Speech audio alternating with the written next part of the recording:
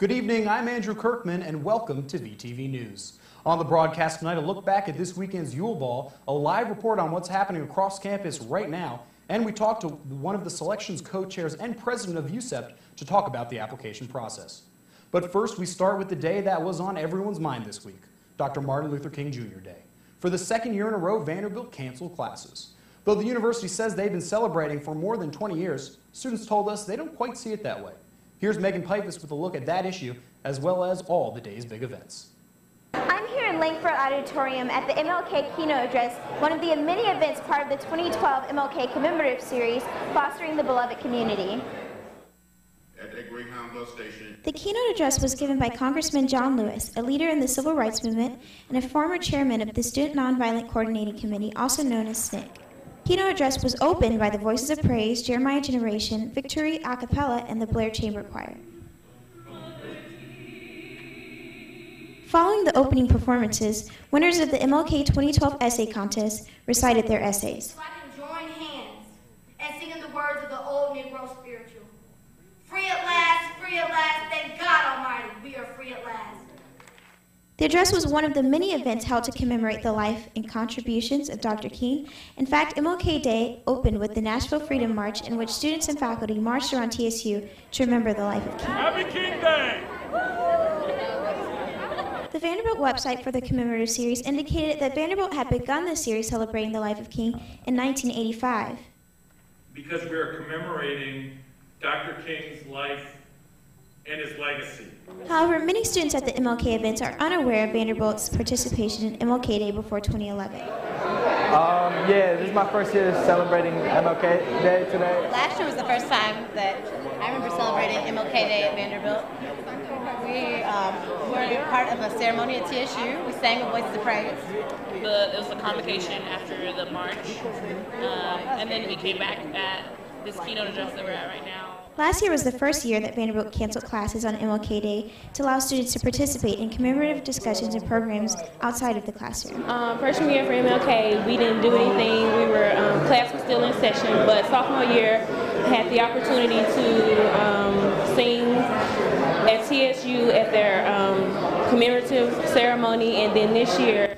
Although the university claims to have been commemorating the life and legacy of Dr. King since 1985, students were not able to fully participate in commemorative services outside of the classroom until last year. Well, my freshman and my sophomore year, we actually did not have anything. We didn't have an official day to celebrate and commemorate the MLK Day. Despite MLK Day in the past, students were glad to participate this year. For VTV News, Megan Pipus. And Martin Luther King Day celebrations on campus have not ended, because right now we are joined live by Carly Vaughn out in the field right now, because Martin Luther King Day celebrations are continuing as we speak. Carly, can you tell us a little bit about what's going on right now?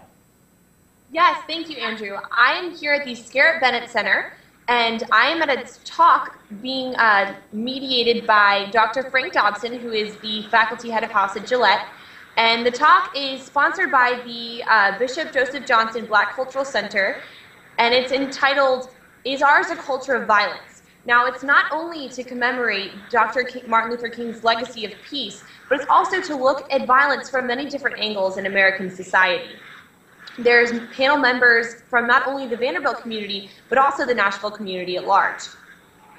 And now, Carly, this panel sounds really interesting. Can you tell us a little bit more about who's on this panel? Sure. There are, like I said, they're not only members of the Vanderbilt community, like there's a Vanderbilt alumnus named Bill Ligon, who is actually a former criminal defense attorney who graduated from Vanderbilt Law School. So he's going to be talking about his experience with violence as a criminal defense attorney. But there's also a woman named Daria Hudson who lost her son in gang-related violence. So she's going to be giving her perspective. And there's also Vanderbilt Seminary students and a lot of other members of the community around here that are going to be giving their points of view on violence in American society. Now, Carly, this sort of topic is personal for Dr. Dobson, is it not? It is. Actually, the talk was inspired by Dr. Dobson's second book. It's entitled Rendered Invisible, and it's about a community that has to come together to overcome violence. in the wake of a violent crime. So this is definitely inspired by something that's near and dear to his heart. And actually, the talk is part of a larger program here at the Scarritt Bennett Center entitled 23 Years Without War Since 1000 AD, which speaks to the fact that there have only been 23 years of peace in the world since that time. So there's going to be some staged readings from Dr. Dobson's book, Rendered Invisible. There's also a art gallery with pieces of art done by children who will actually be here one night to discuss their artistic representations of what they believe violence to be like in America today. So for more information on all of that, you can go to scarritt-bennett.org, and there's a lot of different events, not only happening this month, but next month as well. Carly Bond, live in the field from the Scarritt Bennett Center. Carly, thanks so much for joining us live on VTV tonight. Well, Dr. Martin Luther King Jr. Day was on Monday, and the big keynote speaker that everyone is still talking about was Representative John Lewis. Continuing with our coverage of Dr. Martin Luther King Day, here's a look back at that speech. I'm delighted, very happy, and very pleased to be here tonight. It is always good to be in Nashville. I'm happy to be in Nashville and to be on Vanderbilt University campus. For me, coming to Nashville is like coming home. In many ways, this place gave birth to my activism and involvement in the work for social justice. He was young, black preacher, only about 26 years old. He was talking about the power and the responsibility of people of faith to make a difference in our society. When I heard his voice and listened to his words, I felt like he was talking directly to me, saying, John Robert Lewis, you too can do something. As I came to know this man, this beautiful human being, as I came to know him through the life of the movement, my admiration for him as a man also grew. He was a minister, a leader, who spoke to the heart and conscience of all of us who believe that nonviolence was a more excellent way. His message was love. His weapon was truth. His method was creating nonviolence.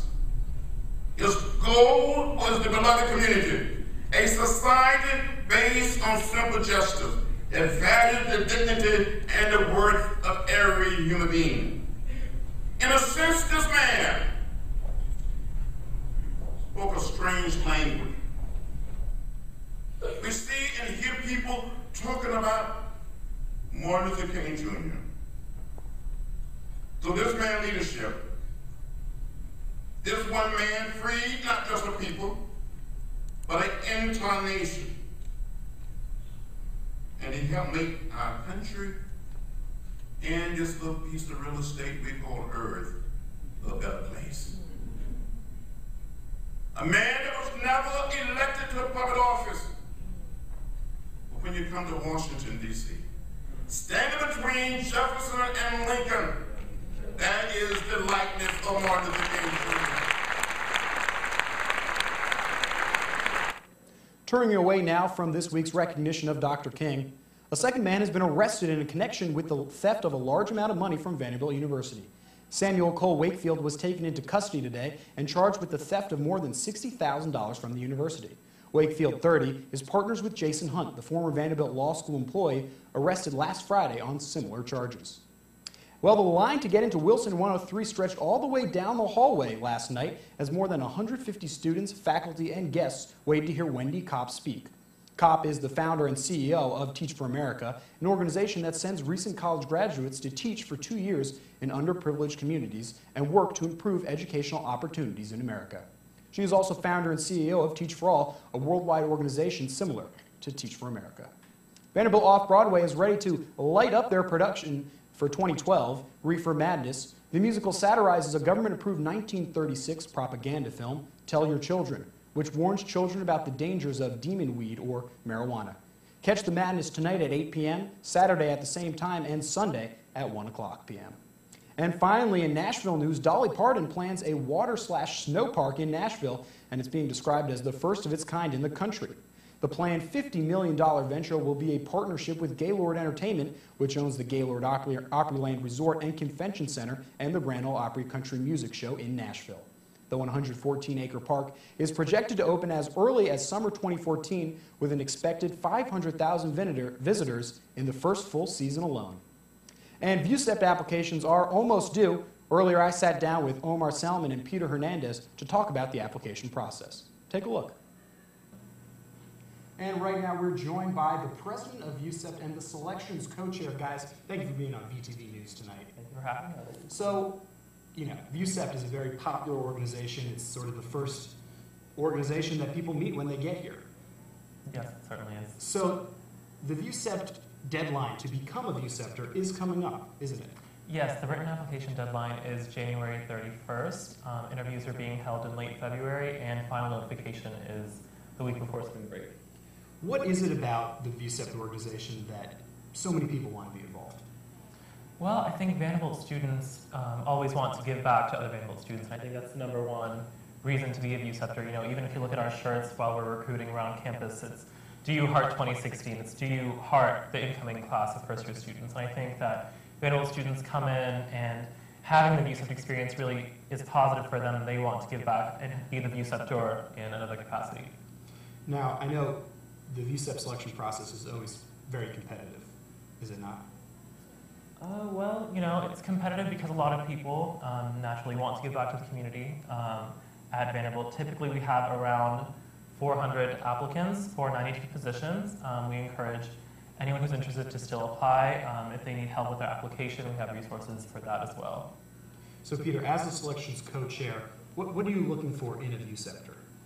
I mean, I think we're naturally looking for, you know, what they experienced in their visions group. You know, what is the, you know, the positive experience they had. Somebody that wants to, you know, help first-year students transition from, you know, high school to college, and they're looking to, you know, just give back to the Vanderbilt community, as Omar said. And, you know, it's really about their commitment to first years and not necessarily so much wanting to be their friend, but wanting to be a peer mentor towards them and really wanting to, you know, help them in that transition.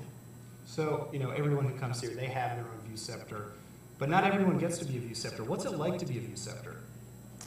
I mean, in one word, it's awesome. It's a great experience simply because not only do you sort of teach your VUceptees by mentoring them, you learn so much just from partnering with someone who's a faculty member, from experiencing sort of the outside of Vanderbilt Vision's experience with your VUceptees, because, you know, you're not only sort of seeing them once a week, you see them sort of grow from being these first-year students who know nothing about Vanderbilt to really starting to develop and to become more involved in campus and get to sort of move into their own as Vanderbilt students. What kind of training goes into being a VUcepter? I'm sure you're not just throwing a bunch of new VUcepters in on day one. So what kind of a training process goes on to become sort of a great VUcepter? I can actually sort of speak to this. I was the training co-chair last year. There is a 4-hour orientation in the spring that's in late March or April. VUcepters have 3 days to choose from once they're selected. And there's a week-long VUcepter training in which students have training from about Monday till Thursday.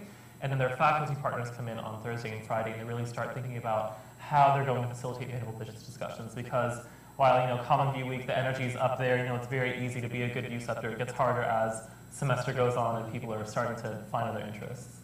So now, for our viewers out there, what do you think it takes to be a VUcepter? If someone's sitting right now watching, thinking, you know, maybe I do want to do this, what advice do you have for them to let them know that perhaps there's something in them that would make them a good VUcepter?